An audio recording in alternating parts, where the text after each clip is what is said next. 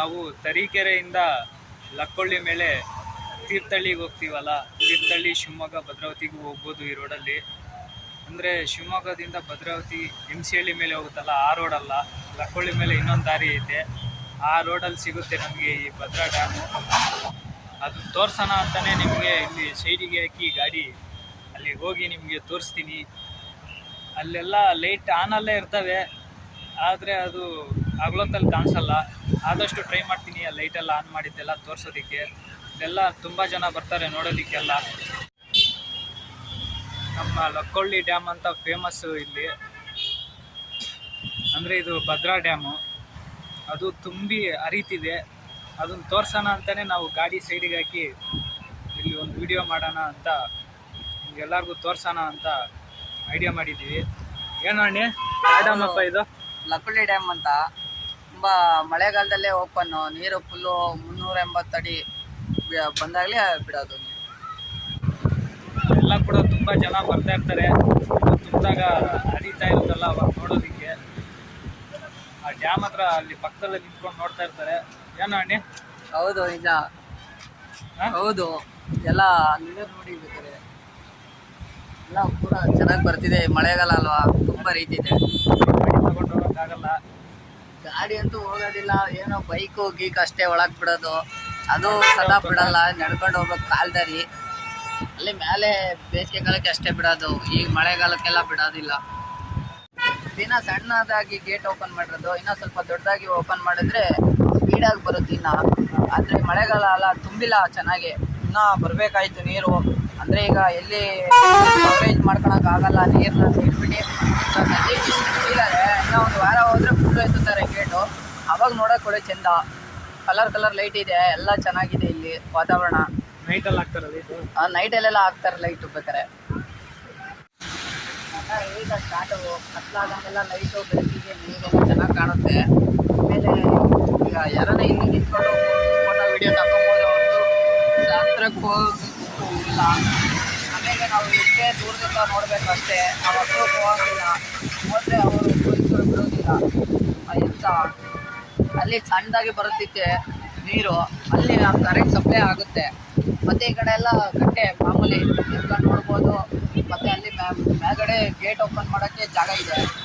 ದೊಡ್ಡದಾಗಿ gate open ಮಾಡಿದಾಗ ನೋಡೋಕ್ಕೆ ಚೆಂದ. ಇವಾಗೆಲ್ಲ ಸ್ವಲ್ಪ ಕಮ್ಮಿ ನೀರು, ನೋಡಿದಾಗೆಲ್ಲ ಖುಷಿ ಆಗಬೇಕು ಅಂದರೆ ಇನ್ನೊಂದು ವಾರ ಬಿಟ್ಟು ಬರಬೇಕು ಇಲ್ಲಿಗೆ.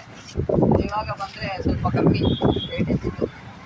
ಸ್ವಲ್ಪ ದೊಡ್ಡದಾಗಿ ಎತ್ತಿದ್ರೆ ಅವಾಗ ಇನ್ನೂ ನೀರು ಬರುತ್ತೆ.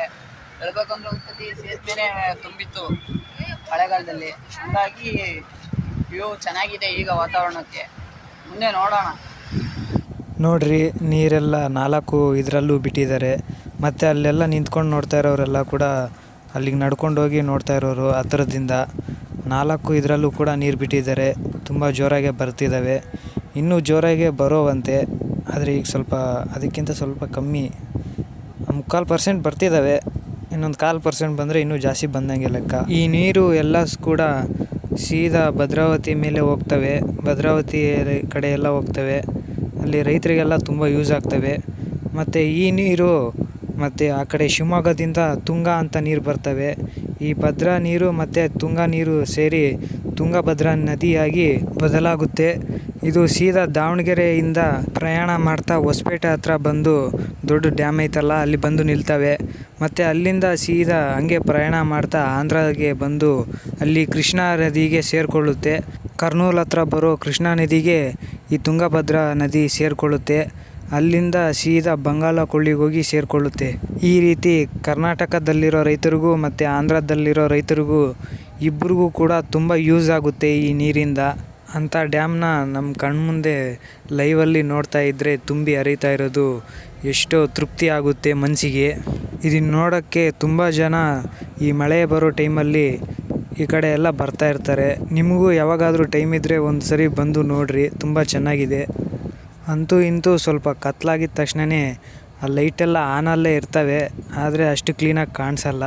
ಈಗ ಸ್ವಲ್ಪ ಕತ್ಲಾಗಿರೋದಕ್ಕೆ ಕಾಣಿಸ್ತಿದೆ ನೋಡಿ, ಕೇಸರಿ, ಬಿಳಿ, ಹಸಿರು.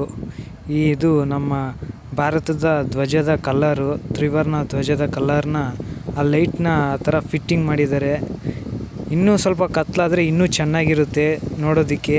ಆ ಡ್ಯಾಮು ಪಕ್ಕದಲ್ಲೇ ಒಂದು ಕಾಲ್ದಾರಿ ಇದೆ, ಅಲ್ಲಿ ತನಕ ನಡ್ಕೊಂಡೋಗಿ ಹತ್ರದಿಂದನೂ ನೋಡಬಹುದು. ನಾನು ಇದೇ ರೋಡಲ್ಲೇ ವಾರಕ್ಕೊಂದೆರಡು ಸಲ ಓಡಾಡ್ತಾ ಇರ್ತೀನಿ. ಇದನ್ನು ವಿಡಿಯೋ ಮಾಡೋಣ ಅಂತ ಅನ್ಕೊತಿದ್ದೆ. ಲಾಸ್ಟಿಗೂ ಕೊನೆಗೂ ಒಂದು ಅದೃಷ್ಟ ಅನ್ನೋದು ಬಂತು, ಅದರಿಂದಾಗಿ ವಿಡಿಯೋ ಅನ್ನೋದನ್ನು ಮಾಡಿದೆ. ಲಕ್ಕವಳ್ಳಿ ಅನ್ನೋ ಊರ ಪಕ್ಕನೇ ಐತೆ ಈ ಡ್ಯಾಮು. ನಾವು ಮೇಲಿಂದ ನೋಡಿದ್ರೆ ಈ ರೀತಿ ಕಾಣಿಸುತ್ತೆ ಈ ಡ್ಯಾಮು ಮತ್ತು ಈ ಸುತ್ತಲೂ ಇರೋ ಪರಿಸರ ಎಲ್ಲ ಎಷ್ಟು ಕ್ಲೀನಾಗಿ ಕಾಣಿಸುತ್ತೆ ನೋಡ್ರಿ. ಓಕೆ ಫ್ರೆಂಡ್ಸ್, ಈ ವಿಡಿಯೋ ಇಷ್ಟೇ. ಮತ್ತು ಇಲ್ಲಿಗೆ ಬರೋ ದಾರಿಯೆಲ್ಲ ಕೂಡ ನಾನು ಹಳೆ ವಿಡಿಯೋಗಳಲ್ಲೆಲ್ಲ ಹೇಳಿದ್ದೀನಿ. ಯಾರಾದರೂ ನಮ್ಮ ಹಳೆ ವಿಡಿಯೋಗಳನ್ನ ನೋಡಿಲ್ಲ ಅಂದರೆ ಒಂದ್ಸರಿ ನೋಡಿರಿ. ಈ ವಿಡಿಯೋ ಇಷ್ಟ ಆದರೆ ಲೈಕ್ ಮಾಡಿ, ಹಾಗೆ ನಮ್ಮ ಚಾನಲ್ನ ಸಬ್ಸ್ಕ್ರೈಬ್ ಮಾಡಿಕೊಂಡು ಸಪೋರ್ಟ್ ಮಾಡಿ. ಓಕೆ ಫ್ರೆಂಡ್ಸ್, ಮುಂದಿನ ವಿಡಿಯೋದಲ್ಲಿ